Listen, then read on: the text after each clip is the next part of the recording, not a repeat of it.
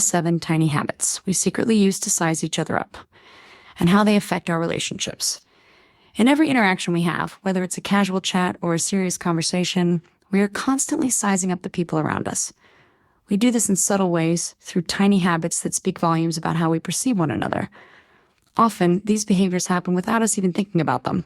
While we may not admit it, our body language, eye contact, tone of voice, and other nonverbal cues give away much more than we realize.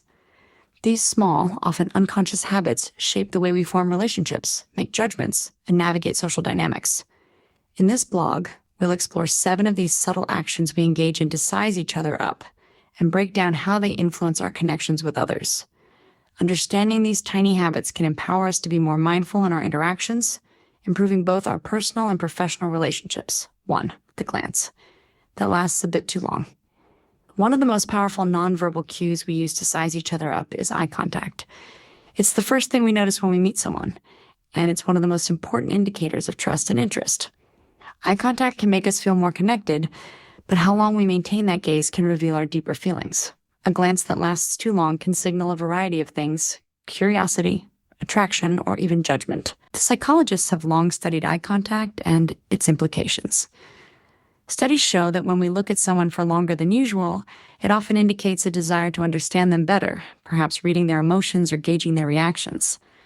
For example, when we meet someone for the first time, we may find ourselves subtly analyzing their facial expressions, trying to read between the lines of what they're saying. But eye contact isn't always about understanding someone. It can also be about asserting dominance. In competitive environments, people often use prolonged eye contact to establish control over the interaction. In romantic situations, eye contact can convey attraction or interest, but it also communicates intimacy. It's a way of saying, I'm here and I'm present in this moment with you. However, when eye contact is uncomfortable or overly intense, it can cause discomfort, signaling unease or distrust. Thus, being aware of the messages our eyes send can give us greater insight into both our own reactions and those of others. 2. The way we enter a room.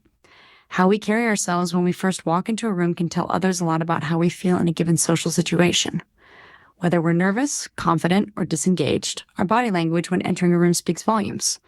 Our posture, the way we move, and the attention we draw or avoid are all subtle ways we size up the social landscape. People often unconsciously adjust their behavior based on the dynamics they expect to encounter. If we feel confident, we might enter a room with an upright posture, shoulders back, and a steady stride, signaling that we're ready to engage. On the other hand, if we're feeling anxious or insecure, we might hunch our shoulders, make less eye contact, and try to blend into the background. This subconscious self-protection mechanism can be especially prevalent in new environments where we are unsure of how we'll be perceived. For others, the way we enter a room also conveys information. Are we approachable and friendly, or do we seem closed off? Do we scan the room for allies, or do we stand at the door, unsure of where we fit in? Recognizing these subtle shifts in ourselves and others can help us gauge the energy in a social situation, adjusting our approach accordingly. 3. How we observe and react to social hierarchies. Human beings have an innate need to understand social hierarchies. Whether we realize it or not, we're constantly assessing our position relative to others in any social setting. This happens through small behavioral cues. Who speaks the most? Who seems to hold the room's attention? Who is deferring to whom? These social cues often happen instinctively, but they have a huge impact on how we interact with others. If we perceive someone as being in a higher status, whether due to their job, their social influence, or even their charisma, we may adjust our behavior accordingly. We might speak less, listen more, or modify our tone and body language to convey respect or deference.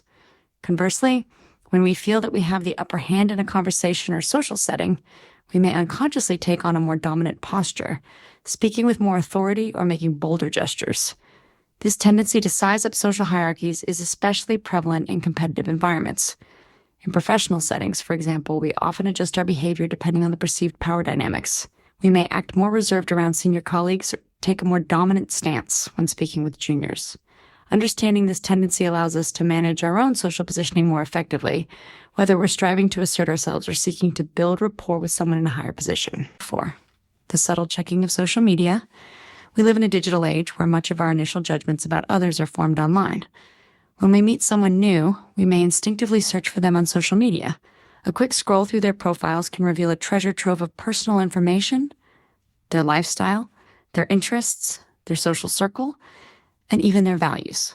While it might seem like a harmless action, the truth is that we judge people based on the information we find online. A person's choice of photos, their posts, and the way they interact with others can tell us whether they're outgoing or introverted, conservative or liberal, ambitious or laid back. For example, someone who shares photos of exotic travel may be perceived as adventurous, while someone who shares more family-oriented posts might be seen as family-centric or grounded. However, the digital age has also introduced new complexities in how we size people up. Are they presenting their best self online, or is there more to the story? Social media can often be a curated version of reality, and it's important to be aware of the biases we bring to our assessments of others based on these digital impressions. 5. How we adjust our tone of voice. The tone of voice is one of the most powerful tools in communication. It's not just the words we say, but how we say them that carries meaning. A soft, measured tone can indicate warmth and understanding, while a sharp, loud voice can convey authority or anger.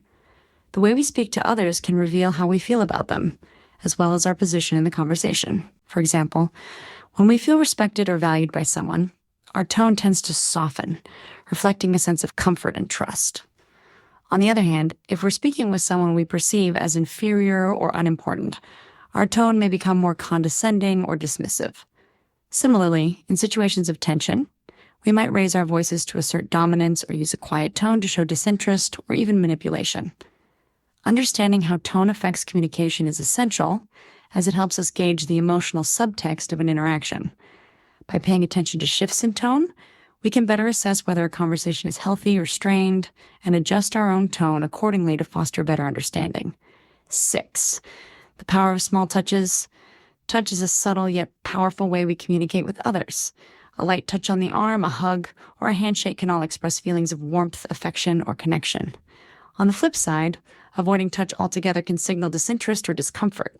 In social and professional settings, we often rely on small, non-invasive touches to gauge how others feel about us. For instance, when meeting someone for the first time, a handshake can serve as an indicator of mutual respect. Similarly, a light touch on the shoulder can signal camaraderie or comfort in a friendly conversation. However, it's essential to be aware of personal boundaries, as touch that is too forward or unwanted can cause discomfort and send a negative message. While touch can build rapport, it's also a powerful tool for maintaining boundaries. Understanding how and when to initiate or withdraw touch can improve how we relate to others, ensuring that we create an atmosphere of mutual respect and understanding. 7. The way we listen. Listening is one of the most significant aspects of communication, but how we listen can reveal a lot about how we view the other person. Are we fully engaged, asking questions and offering feedback, or are we simply waiting for our turn to speak? Active listening, paying full attention to the speaker, making eye contact, and responding thoughtfully, shows that we value the other person's perspective. In contrast, passive listening, where we appear distracted or disinterested, can convey that we don't value what the other person has to say. This behavior can be particularly telling in relationships. When someone feels like they're not truly being heard, it can lead to feelings of frustration, alienation, and even resentment. The way we listen is a key indicator of our level of respect and care for others. By becoming more mindful of how we listen, we can build deeper connections and foster more meaningful conversations. Final thoughts. The subtle habits we use to size each other up might seem insignificant, but they play a profound role in shaping our relationships. These tiny actions, eye contact, posture, tone of voice, and even how we listen, provide valuable insight into our feelings and perceptions of others. By understanding these habits, we can become more self-aware, improve our social interactions, and develop deeper, more meaningful connections with those around us. Whether we're aware of it or not, we're constantly sending signals to others, and by being mindful of the messages we convey, we can build stronger, more authentic relationships. Next time you meet someone new, pay attention to these tiny habits and consider what they reveal about both you and the people around you. You might just find that the key to better communication lies in the smallest, most overlooked details.